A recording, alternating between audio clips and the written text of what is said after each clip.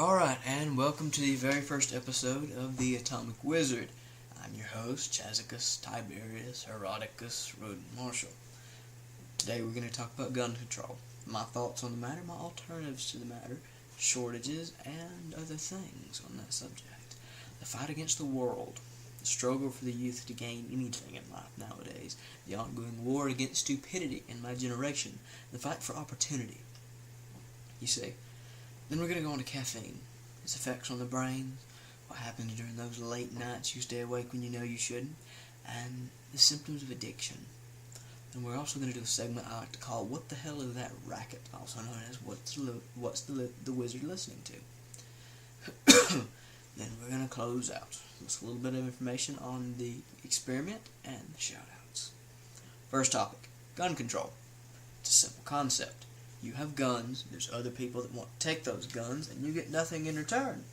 Not a very good idea, because me, I'm a fan of guns. I like guns, I shoot guns, I own guns. But one thing that would be better is, instead of actually using guns, replace firearms with, like, species of feline, you see. Say, for instance, you've got a policeman walking down the sidewalk. He's got one of those harnesses on his chest that hold a baby.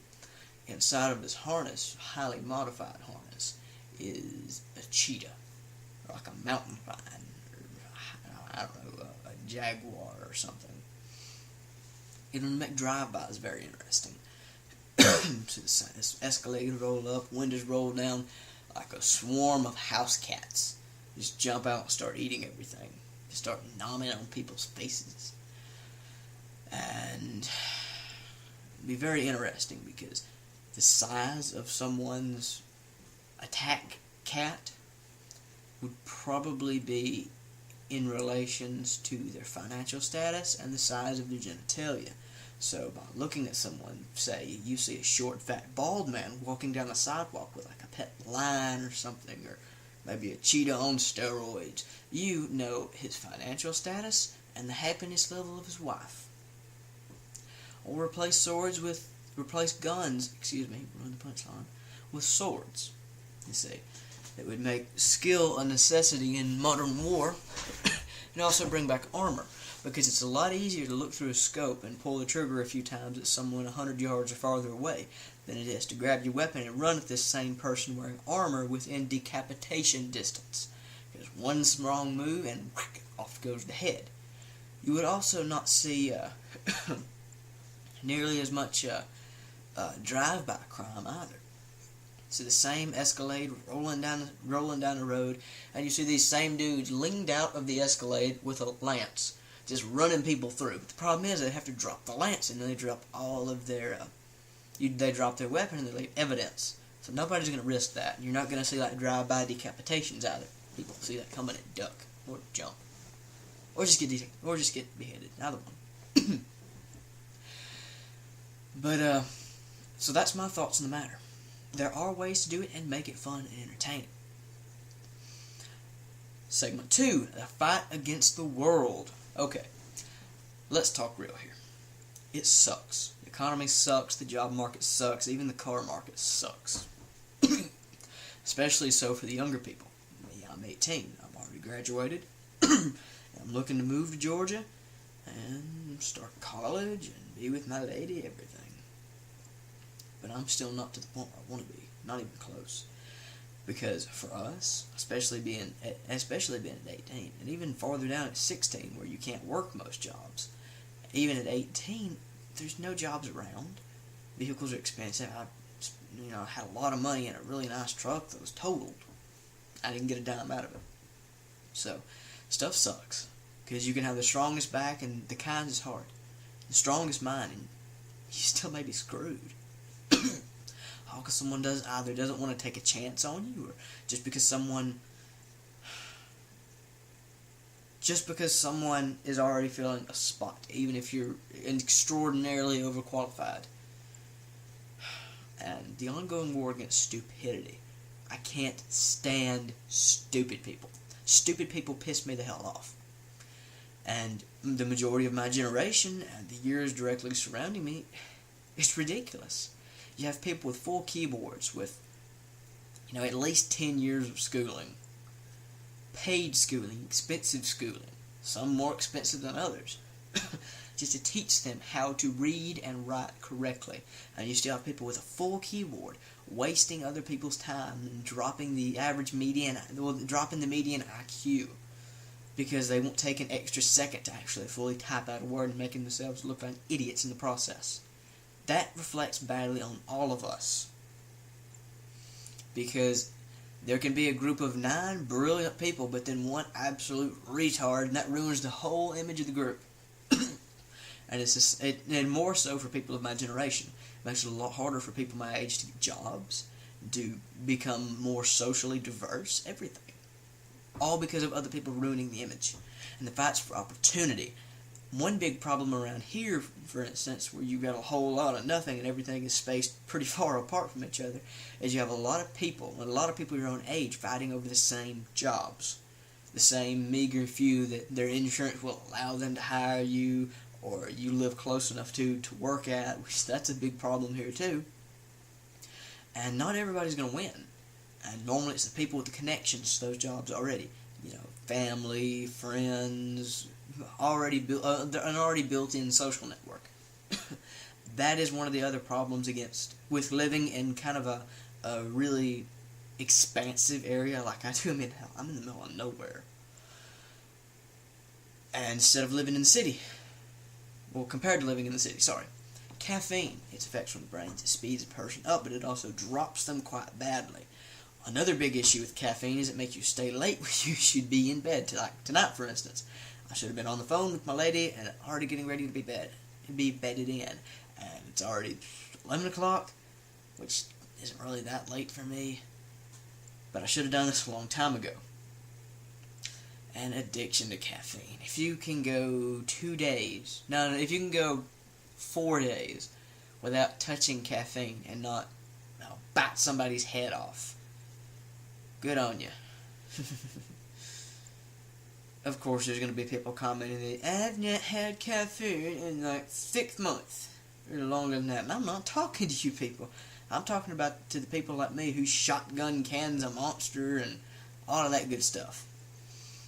And the addiction for it, because when you go an extended period of time at it, you start getting the jitters, you start blinking a lot, you get snippy at people, and it's just not a fun situation at all. Next segment, what the hell is that racket? Also known as, what's the wizard listening to? Today, I've been listening to some of A Perfect Circle. The lead singer of A Perfect Circle was also the lead singer of Tool, and an ex-guitarist from Tool formed the band together. The song I particularly like is Pet, and then the other version of kind of the same song, which is Counting Bodies Like Sheep to the Rhythms of the War Drums. Yes, it's definitely a song you won't play at your wedding. It's beautiful, even. Not like Cannibal Corpses ripping the entrails through a virgin's cunt or something like that, intestines. Terrifying. And Dick Dynamite and the Deviants. Dick Dynamite and the Deviants. You need to listen to their songs. I'm going to be listing links in the description to each of these videos. Dick Dynamite and the Deviants is a psychobilly song, which is one of my closest to heart genres. It's similar to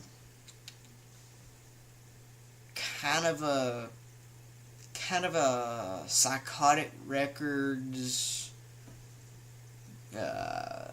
juggalo-y themed, but not really juggalo-y, but kind of death and murder and mixed in with gratuitous amounts of comedy and that same kind of foundation.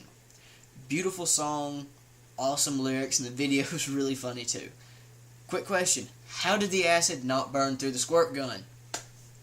The Avalanches is another band. They're from Australia. They're kind of a I'm not going to really say a pop, but kind of a crate-digging, old vinyl mixed in with new, modern jazz style mixed in with kind of a humorous symphony. And, of course, I absolutely love, the unmetered audio from old records that the Avalanches use in a lot of their music. I've been listening to a lot of that. I've been listening to a lot of Wax Taylor, too, which is in the same light as the Avalanches and still does a lot of the same things. That boy needs therapy. But other than listening to the Avalanches, of course, I've been listening to some Tool here lately, too. Which, if you listen to A Perfect Circle, it just kind of goes hand in hand. And some Typo Negative, some Tenebrae, things in that vein. You know, kind of like the melodic, dark, heavy goth rock, I would say. Not really emo-ish. And, of course, you've got your old staples like Tom Petty and Bruce Springsteen, things like that, just the generics. But that's the list right there that's really held my attention as of late.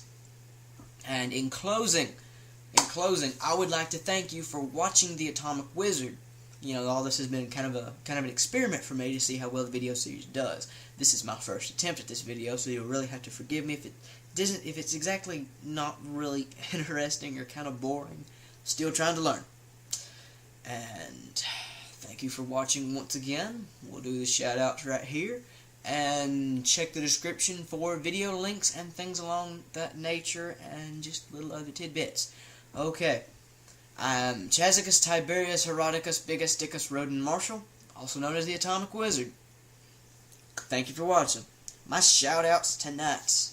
Call them the credits, the acknowledgements. Drew Douglas. Yeah, you always wanted me to do this, and you gave me the idea for the big cats. Sir MacLeod, for the inspiration to do videos, do whatever I want, and for expediting my moving to Atlanta. Amber Anglin. You've been one of my closest friends for 6 years now. You've always pushed me to do stuff like this, and after 6 years, I'm finally giving it a shot. And my lovely, my beautiful, my beloved, my lady, Mrs. Catherine Michelle, Amber's sister, and Sir MacLeod's daughter. Weird how that works out. Once again, you have always pushed me to do this too. I know you're really waiting to kind of see this on YouTube, and it will be there soon. And of course, at the end of my video, I would like to thank the big guy, man in charge, the one who's sleeping in his sunken city, Cthulhu. Because without you, Cthulhu, I would have never had the inspiration for any of this dialogue. Alright. Once again, this is the Atomic Wizard, Chazicus Tiberius Herodicus Bigus Dickus Rodin Marshall. Wishing you a wonderful day, or night, whatever the case may be, and wait for the next episode where we may take callers. Chaz out.